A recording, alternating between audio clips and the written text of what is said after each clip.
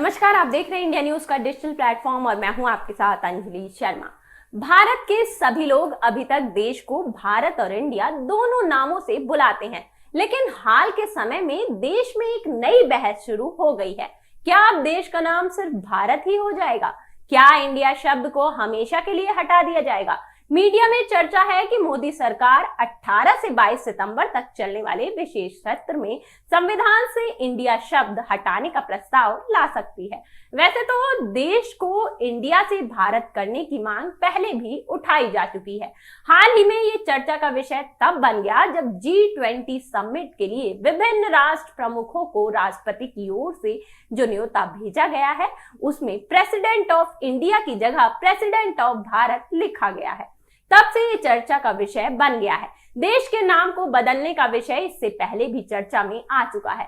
नाम बदलने के प्रयास पहले भी किए जा चुके हैं। साल 2015 में गोरखपुर के तत्कालीन सांसद योगी आदित्यनाथ ने एक प्राइवेट बिल पेश करके इंडिया दैट इज भारत की जगह इंडिया दैट इज हिंदुस्तान करने की मांग की थी। इससे पहले 2012 में कांग्रेस के सांसद संताराम नाइक ने भी नाम बदलने के लिए प्राइवेट बिल पेश किया था।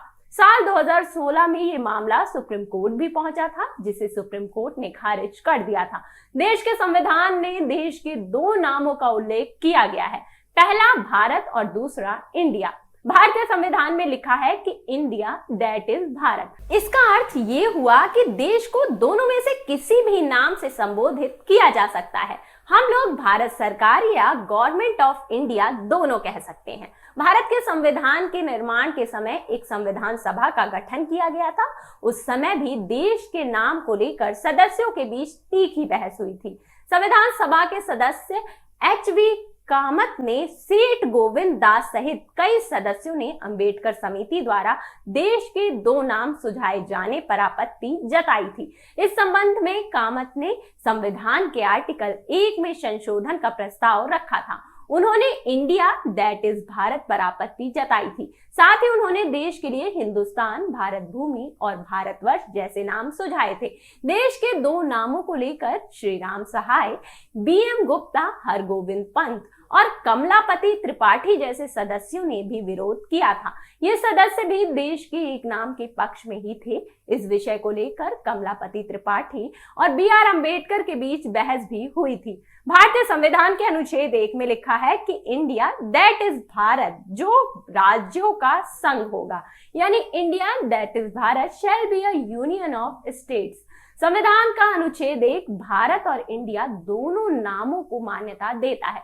ऐसे में यदि देश के नाम को बदलने की प्रक्रिया में संविधान के अनुच्छेद 1 में संशोधन करना होगा, इसके लिए सरकार को संसद में बिल लेकर आना होगा। यदि केंद्र सरकार विशेष सत्र में नाम बदलने का प्रस्ताव लाती है, तो सरकार को इस बिल को पास कराने के लिए संसद में 2/3 बहुमत की आवश्यकता होगी। भारतीय संविधान का अनुच्छेद 368 संविधान में संशोधन की अनुमति देता है।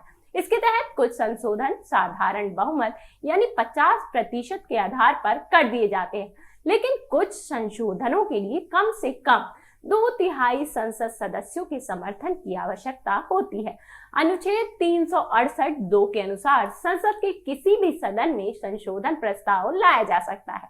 फिलहाल इस रिपोर्ट में इतना ही। देश दुनिया की तमाम बड़ी खबरों को जानने के लिए देखते रहिए इंडिया न्यूज का डिजिटल प्लेटफॉर्म। धन्यवाद।